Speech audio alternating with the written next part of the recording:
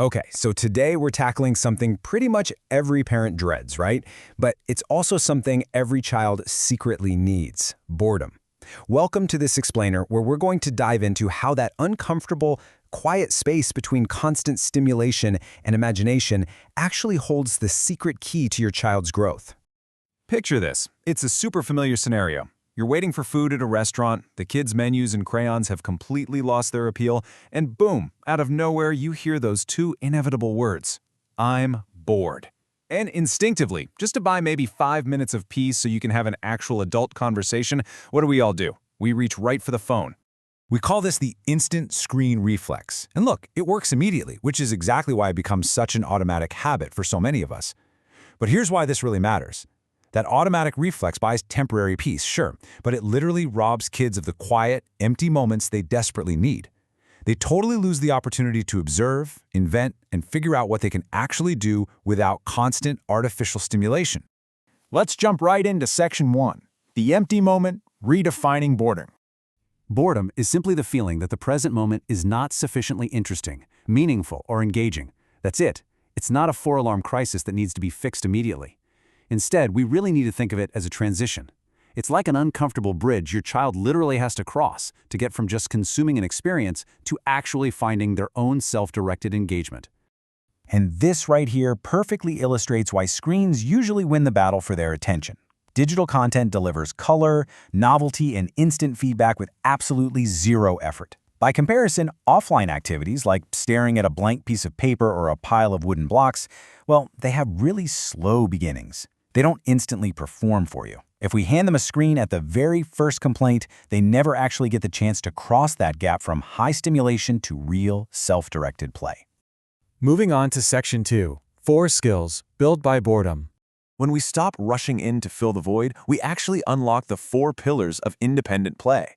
Without a prepackaged digital world, a child is forced to use their imagination to ask, what could this random cardboard box actually become? They practice self-direction by picking their own path and materials.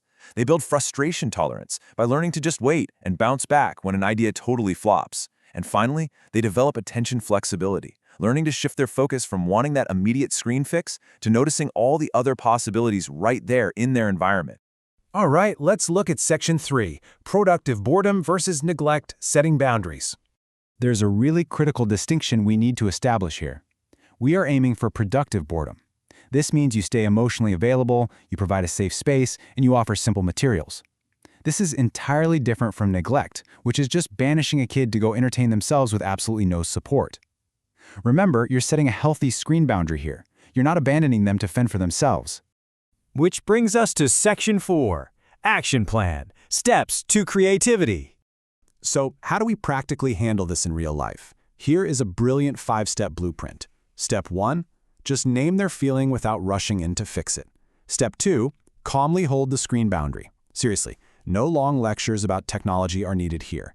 Step 3, offer 2 or 3 simple, open-ended choices, like maybe some paper or a small chore. Step 4 is huge. Allow transition time. Let them complain for a few minutes. They genuinely need that time to process the shift. And finally, Step 5. Notice and praise their effort to wait and persist, rather than focusing on whatever perfectly drawn picture they might eventually produce. You can literally just use this exact script. I know waiting feels boring, I'm not giving you the phone right now. Boom, this simple phrase validates how they're feeling, but it maintains a firm, calm boundary, which is awesome because it stops you from having to be their full-time entertainment director. Now, as you try implementing this, beware of a few really common pitfalls. Don't expect immediate, joyful play the second you say no to the screen. Don't offer a massive list of options that totally overwhelm them. And most importantly, avoid directing every single detail of their play, and please don't treat their boredom as some sort of moral test of their gratitude.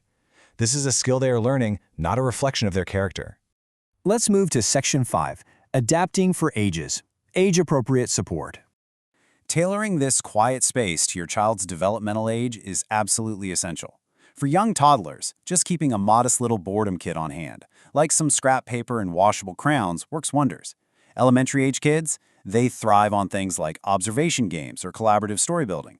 And for teenagers, honestly, boredom just creates much-needed space for music, journaling, or simply being quiet.